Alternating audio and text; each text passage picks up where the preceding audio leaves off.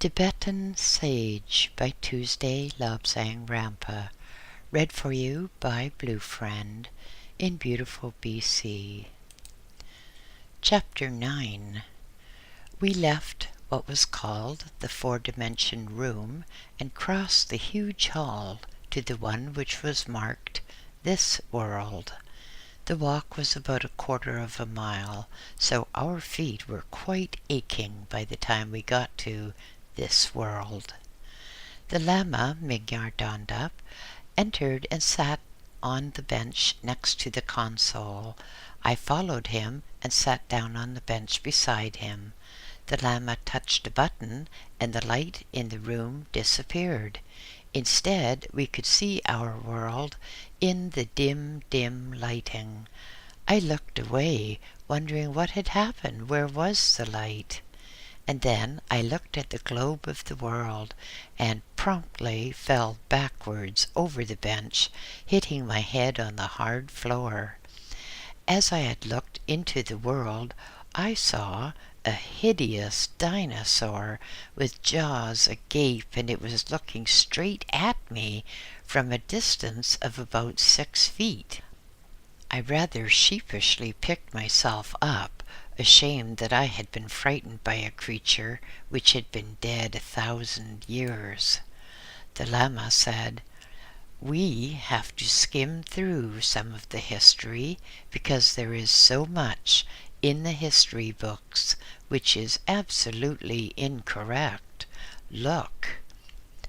On the world I saw a range of mountains, and at the foot of one of the mountains there was a great horde of soldiers and their camp followers, which included many women.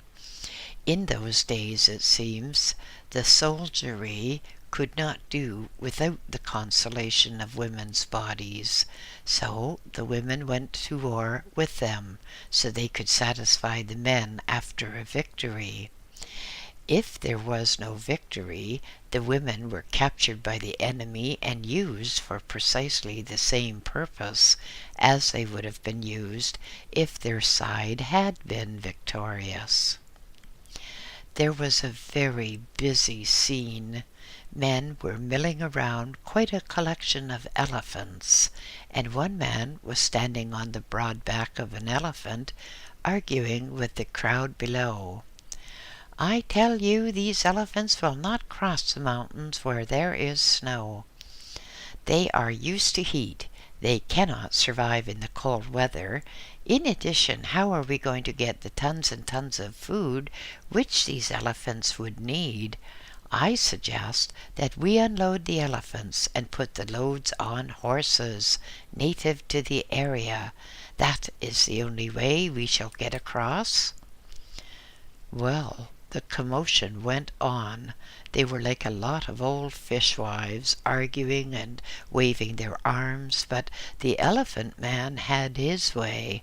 The elephants were unloaded, and all the horses in the district were rounded up, in spite of the protests of the farmers to whom they belonged. Of course, I did not understand a word of the speech, but this particular instrument, which the Lama had just put on my head, put all the knowledge of what was being said into my head, instead of going by way of my ears, so I was able to follow everything in the most minute detail. At last, the immense cavalcade was ready, and the women were also put on horses. It is not generally realized that women are really much stronger physically than men. I suppose that they pretended to be weak, because in that way men carried the loads and the women rode on ponies. The cavalcade started off up the mountain path, and as we progressed upwards we could see that there was no hope at all of getting the elephants up the narrow rocky path. The Lama Migyardandap skipped a few centuries, and then, when he stopped the spinning, we saw there was a battle going on. We did not know where it was, but they seemed to be pretty bloody. It was not enough to stick a sword into a person. The victor used to cut off the head of the victim, and the heads were all tossed in a great pile. We watched for a bit to see all these men killing each other, and they were flying pennants, and there was hoarse cries, and at the sides of the battlefield the women watched from roughly made tents. It did not matter much to them which side won, because they would be used for the same purpose. But they watched, I suppose, out of more or less idle curiosity, the same as we were watching. A touch of the knob and the world spun faster. The Lama stopped it every so often, and it seemed utterly incredible to me that each time he stopped there seemed to be a war in progress. We moved on until we came to the time of the Crusaders, which the Lama had told me about. It was the thing in those days for men of title to go abroad and make war against the Saracens. The Saracens were a gentle, cultured race, but they were still quite prepared to defend their homeland, and many an English title ended on the battlefield. At last we saw the Boer War in progress. Both sides were utterly convinced of the justice of their case, and the Boers seemed to have a particular target, not the heart, not the stomach, but lower, so that if a man was wounded, and if he was able to get home somehow, he would certainly be of no use to his wife. All this was explained to me in a whisper. Then, all of a sudden, the battle ended. It seemed that both sides were either the winners or the losers, because they intermingled, and then at last the invaders, the Crusaders, moved to one side of the battlefield, while the Saracens moved to the opposite side, where they too had women waiting for them. The wounded and the dying were left where they had fallen. There was nothing else that could be done. There was no medical service, so if a man was badly wounded, he often asked his friends to put him out of his misery, and how they did that was to put a dagger in the man's hand and then move away. If the man really wanted to end his life, he merely had to push the dagger into his heart. The world spun on, and then there came a ferocious war which seemed to engulf most of the world. There were people of all colors fighting and using weapons, great guns on wheels, and in the air, at the end of ropes, there were things which I now know were called balloons. They were up high, so that a man in a basket attached to the balloon could peer over the enemy's lines and try to figure out how they would attack or how they should be attacked. Then we saw some noisy machines come flying through the air, and they shot at the balloons and brought them down in flames. The ground was an absolute morass of mud and blood, and there were bits of humans all over the place. There were dead bodies suspended from barbed wire, and every so often there came a crump, crump, crump, and great lumps would come flying through the air, which, when they hit the ground, exploded with quite disastrous results to the countryside as well as to the enemy. A touch of a button and the picture shifted. We were looking at the sea, and we could see dots so far away that they indeed looked like dots, but the Lama Mingyar Dandap brought them into a closer focus, and then we saw that they were huge metal vessels with long metal tubes which moved to and fro and spewed out great missiles. The missiles traveled 20 miles or more before falling on an enemy ship. We saw one battleship. It must have been hit in the armaments section, because we saw the missile land on the deck, and then it was as if the world exploded. The vessel heaved and burst into 1,000 parts. There were flying bits of metal all over the place, and flying bits of humans. And with all that blood coming down, it seemed as if a red fog was settling over the place. At last, some sort of arrangement seemed to come into force, because the soldiers stopped shooting at each other. We, from our vantage point, saw one man surreptitiously raise his weapon and shoot his commanding officer. The Lama Mingyardanda quickly pressed a few buttons, and we were back in the area of the Trojan Wars.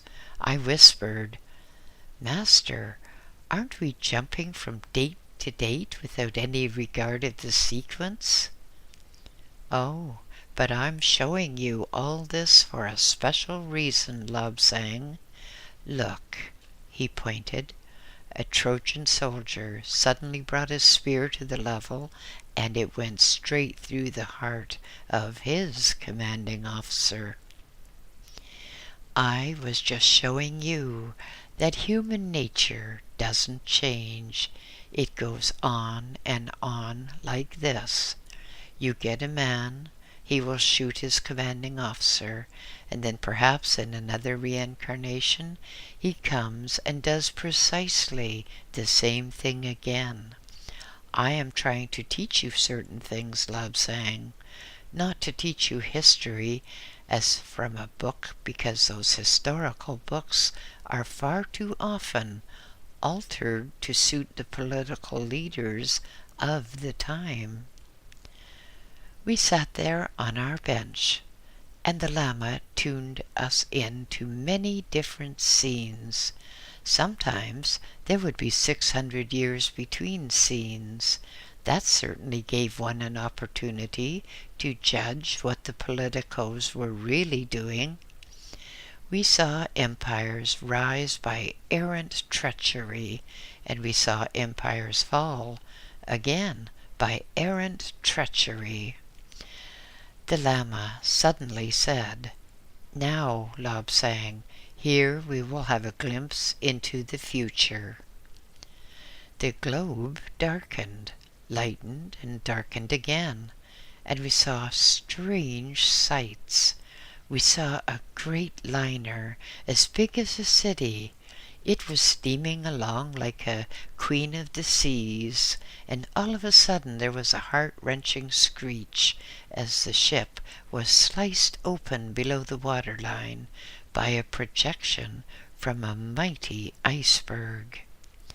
The ship started to settle. There was a certain amount of panic. A lot of people got in lifeboats. Others fell into the sea as the ship listed, and on one deck the band played to avert panic.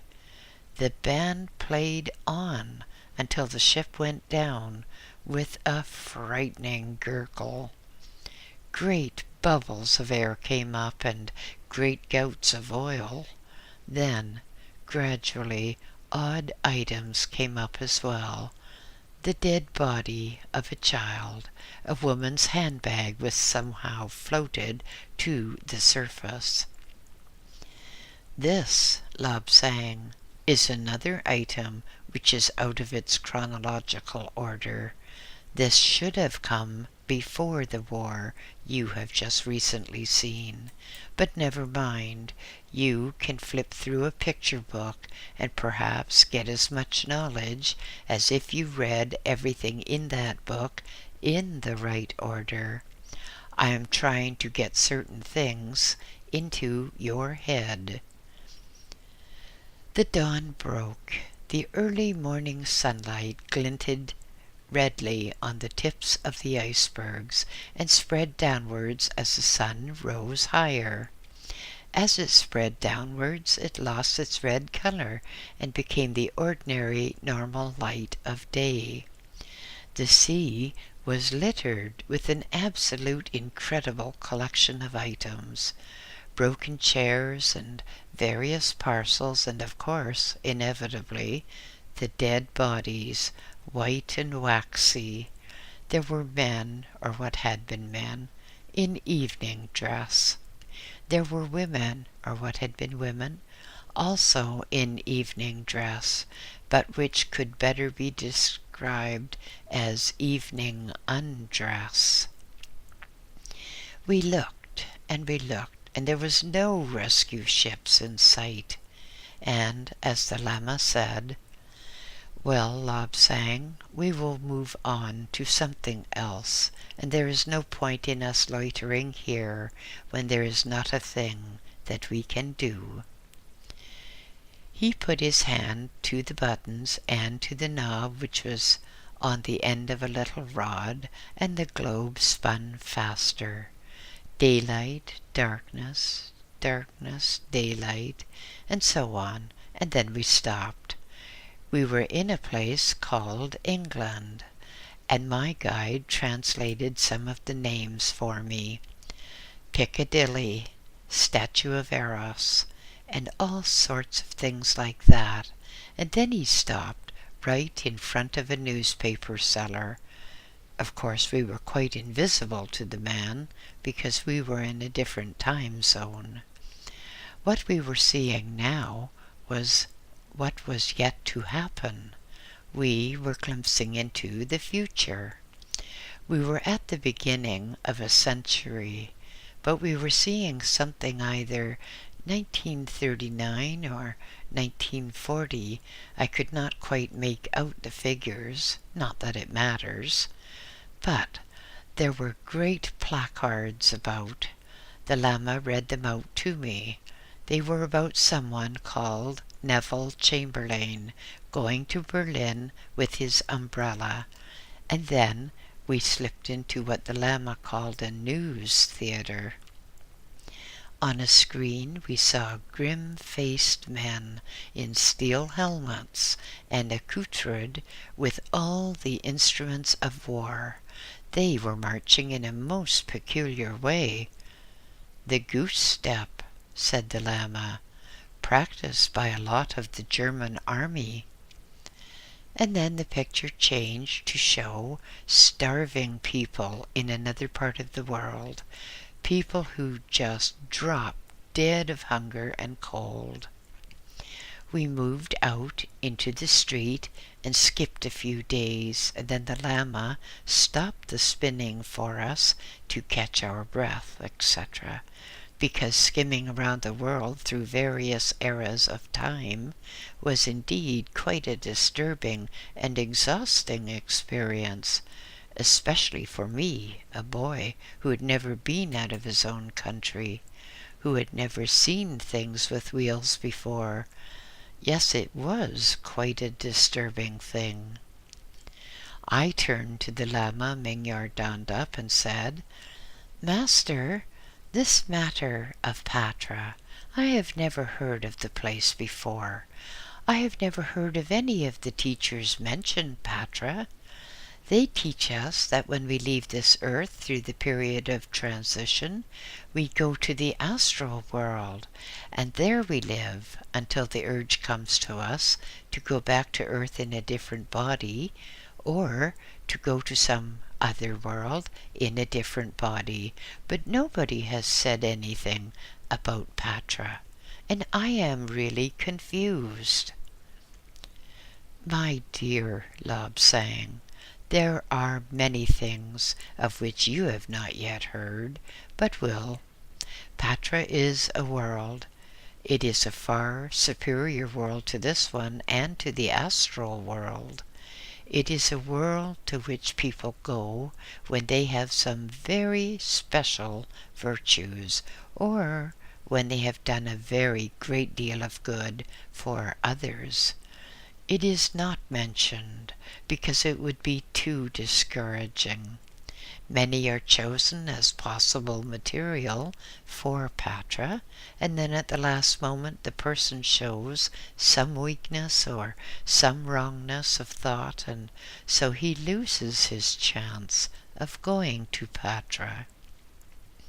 You and I, Lobsang, are quite definitely assured of going to Patra as soon as we leave this world, but that is not the end of it, because we shall live in Patra for a time, and then we shall go on to an even higher place. On Patra, you see people who have devoted their time to research for the good of man and animals, not for man alone, mind you, but for the animal world as well. Animals have souls, and they progress or fail to progress just the same as humans do. Humans too often think that they're the lords of creation and that an animal is just there for the use of man. They could not be more mistaken. Well, Master, you were showing me what war was like, a war that had lasted for years. Now I would like to see what happened, how it ended. All right then, said the Lama, we will go to the time just before the ending of the war. He turned away from me and looked up some book with dates in it, and then he set the controls on the console, and the simulacrum of our world came to life again, came to life with plenty of light. We saw a shattered countryside, and with rails upon which they ran certain machines which carried goods or passengers. On this particular occasion, there were what appeared to be some very ornate boxes on wheels. There were glass sides, and armed guards in great numbers patrolled all around. Then we saw servants putting out white cloths and covering tables, and dust covers were taken off various articles of furniture. Then there came a lull. I took the opportunity to pay a visit to see that my own nature was in working order, and when I returned, a couple of minutes later, I saw what seemed to be a vast number of people. I thought they were in fancy dress, but then I realized that these were head soldiers and head sailors. It seemed to be representatives from all the countries at war. One set of people did not associate with the other set of people. At last, they were all arranged and sitting at tables in that box-like thing which was some sort of vehicle. I looked at them, and of course I had never seen anything like this before. All the leading men decorated with medals attached. I immediately recognized that these were the high members of a government trying to impress the other side by the weight of metal on their chests and the number of ribbons around their necks. It really astonished me how they could hear each other speak because of the jingle-jangle of this metalware on their chests. There was much waving of hands, and messengers were kept busy taking notes from one man to another, or even to another part of the vehicles. Of course, I'd never seen a train before, and such a lot of it meant little to me at the time.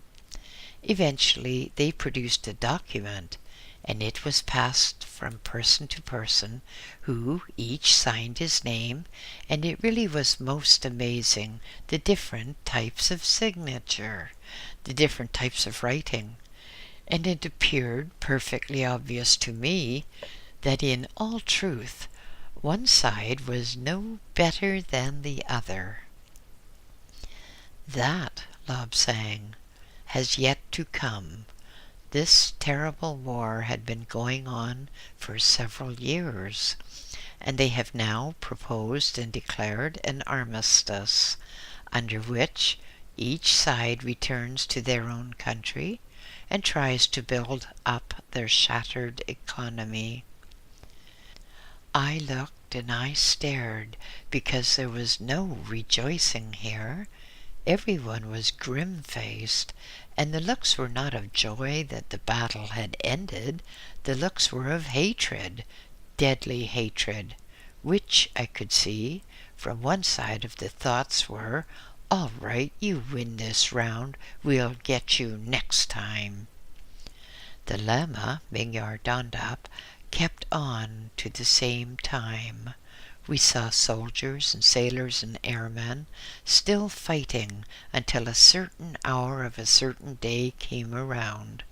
They were still at war until that day, and 11 o'clock appeared with, of course, the loss of countless lives. We saw a peaceful plane with red, white, and blue circles on it flying back to its base. It was 5 minutes past 11, and then from the clouds there appeared a fighter plane. An evil-looking thing it was, too.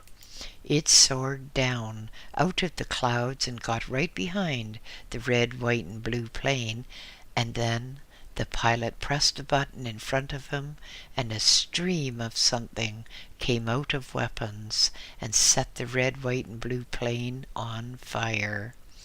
It nosed downward in flames, and then there was one final splash and bang, and that murder was committed. It was murder because the war had ended. We saw great vessels upon the seas loaded with troops returning to their own countries. They were absolutely loaded, so many that some of the men had to sleep on deck, some slept in lifeboats, but the ships were all going towards a very large country whose policies I could not understand, because, in the first case, they were selling weapons to both sides, and then, when eventually they joined in the war, well, they were fighting against their own weapons. I thought that this surely must be the depths of insanity. As the great ships reached the harbor, the whole place seemed to go wild with excitement. Skeins of paper were flung about as streamers. Cars were hooting and ships were hooting as well, and everywhere there was bands playing, no matter that some were playing one piece of music and another lot was playing another piece of music. The uproar was indescribable. Later we saw what appeared to be one of the leaders of the victorious forces driving down a vast street with huge buildings on each side, and from all the floors of the buildings there came pelting paper confetti, paper ribbons, and all that type of thing. Various people were blowing hard on some sort of instrument which certainly could not be called a musical instrument. It seemed that there was a great celebration because now much profit would be made from the sale of ex-government weapons to other countries, smaller countries, who wanted to have a go at war with some neighbor. It was a dismal scene indeed which appeared on this world. The soldiers, sailors, and airmen had returned to their homeland, victorious, they thought. But now, well, what are they going to do for a living? There were millions of people out of work. There was no money, and many of them had to queue up and go to what they call a soup kitchen once a day. There they got some awful muck in a can, which they took home to share with their families. The outlook was grim indeed. In one country, ragged wretches could continue no longer. They were walking along on the sidewalks, peering at the space where the sidewalk became the pavement, the roadway. They were looking for a crust or anything, a cigarette butt, anything at all. And then they would stop and lean against perhaps one of the posts which carried wires, notices, or lights, and then they would slump to the ground and roll into the gutter, dead, dead of starvation, dead through loss of hope. Instead of sorrow from onlookers, there was gladness. Some more people had died. Surely there would be enough jobs soon. But no, these soup kitchens grew in number, and various uniformed people went about picking up the dead and putting them on a wagon to be taken away to be, I supposed, burnt or buried. We watched various items spread out over the years, and then in one country we saw that they were preparing for war again, the country which lost last time. There were great preparations, youth movements, and all the rest of that. They got flying training by making quite a number of small aircraft and claiming that these were recreational things. We saw a very funny little man with a small mustache and pale, bulging eyes. Whenever he appeared and started ranting, then a crowd quickly collected. Things like this were going on all over the world, and in many cases countries went to war. Eventually, there was a very big war in which most of the world was involved. "Master," I said, "I cannot understand how you can conjure up pictures of things which have not yet occurred." The Lama looked at me, and then he looked at the machine standing ready to show us more pictures. "Well," Lobsang, "actually there's nothing very difficult in it, because if you get a gang of people, you can just about bet all you have that when they do things, they will all do it in the same way. If a woman is being pursued by a man, she will run in one direction and hide. I vow that if that occurs a second and a third time, her path is established, and you are very sure then, when you predict that there will be a fourth occasion and the woman will run to her secret hiding place, and that her tormentor will soon be caught." "But, sir," I said, "how is it possible to produce pictures of a thing that hasn't happened?" "Unfortunately," Lobsang, "you are not old enough yet to be able to appreciate an explanation. But, briefly, corresponding things happen in the fourth dimension, and we get what is more or less an echo down here on the third dimension. Some people have the ability to see far ahead and to know exactly what is happening. I am one of those, called a very sensitive clairvoyant and telepath. But you are going to surpass me many, many times, because you have been trained like this almost before you were born. You have thought that your family have been hard on you. Yes, they have, very hard, but this was an order from the gods. You have a special task to do, and you had to be taught anything which could be useful to you. When you are older, you will understand about time tracks and different dimensions and all that sort of thing. I told you yesterday about crossing an imaginary line on the earth and finding that you were in a different day. That, of course, is an entirely artificial affair, so that the countries of the world can trade, and so they can have this artificial system where time is artificially varied. Lobsang, there is a point which you apparently have not noticed. The things we are seeing now and discussing now are things that will not happen until 50 years or so have passed.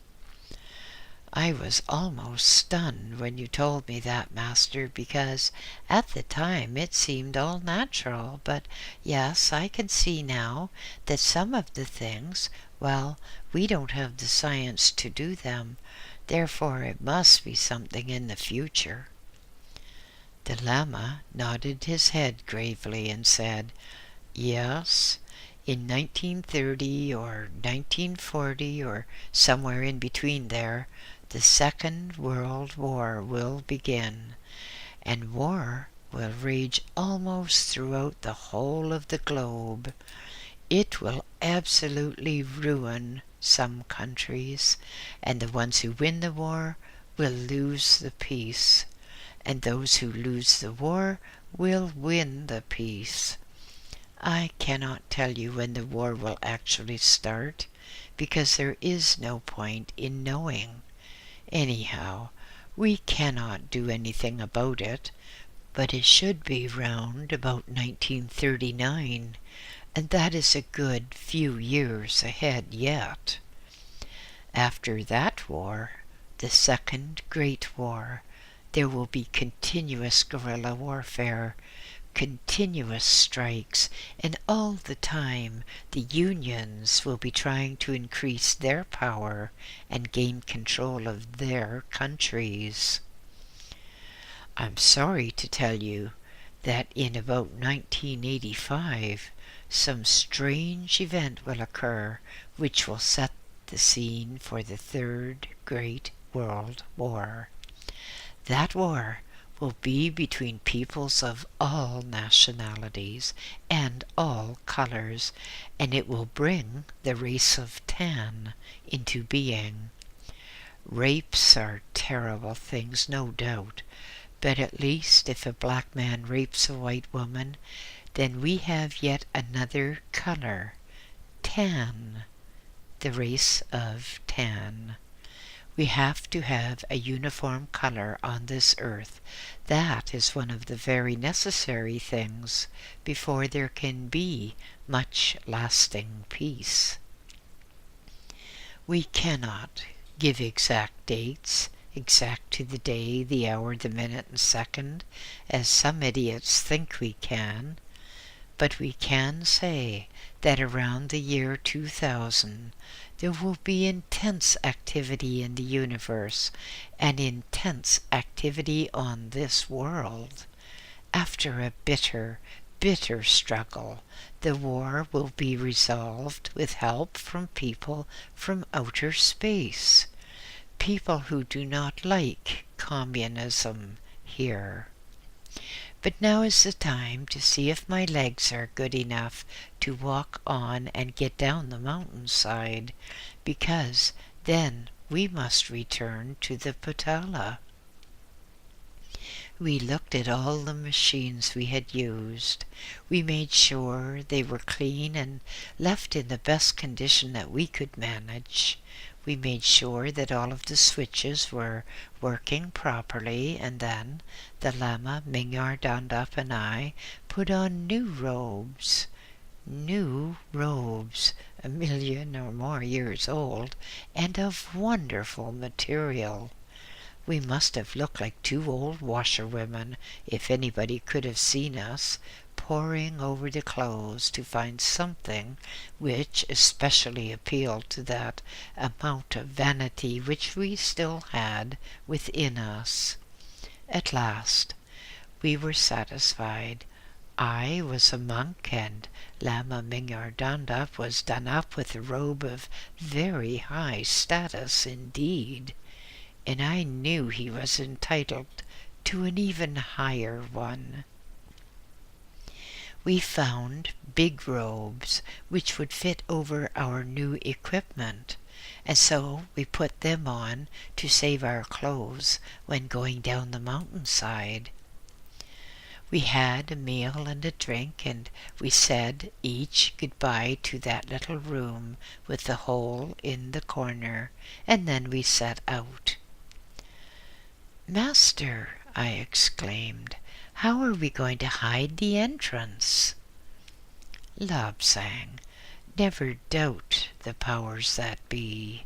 It is already arranged that when we leave this place, a curtain of solid stone, many feet thick, will slip down and cover the entrance and destroy any evidence of it from outside. So, when we get out, we must hold our hands and rush. We must go as fast as we can together to get out before the big rock falls in place and seals away these secrets, to prevent the Chinese finding them. Because, as I told you, the Chinese will take over this country, and Tibet will be no more. Instead, there will be a secret Tibet, with the wisest of wise men, living in caves and tunnels like this, and these men will teach the men and women of a new generation which will follow much later on, and which will bring peace to this earth. We traversed the path, and then we saw a square of daylight. We hurried along as fast as we could and shot out into the open air. I looked with love down at the Potala and down at Shakpuri, and then I looked at the steep way ahead of us, and I really wondered how we would manage. At that moment there was a tremendous commotion, as if the world was coming to an end. The rock door had fallen, and we could hardly believe our eyes. There was no trace of an opening, no trace of a path. It was as though this adventure had never been. And so we made our way down the mountainside, and I looked at my guide and I thought of him going to die at the treacherous hands of communists, and I thought of my own death, which would occur in a foreign country. But then the Lama Mingyar Dandap and I would be united in sacred Patra. End of chapter 9 and Epilogue. And so yet another true story has come to an end. Now there is nothing except to wait in my hospital bed until my silver cord be severed and my golden bowl be shattered, so that I can go to my spiritual home, Patra. There is so much I could have done. I would have liked, for instance, to have spoken in the League of Nations, or whatever they call themselves nowadays, on behalf of Tibet. But there was too much jealousy, too much spite, and the Dalai Lama was in a difficult position, taking aid from people, so that, of course, he could not go against their wishes. I could have written more about Tibet, but here again there was jealousy, and fake articles, and the press have always sought for anything gruesomely horrifying, or what they call wicked, and which they do every day. Transmigration is true. It is an actual fact of life, and it used to be a great science indeed.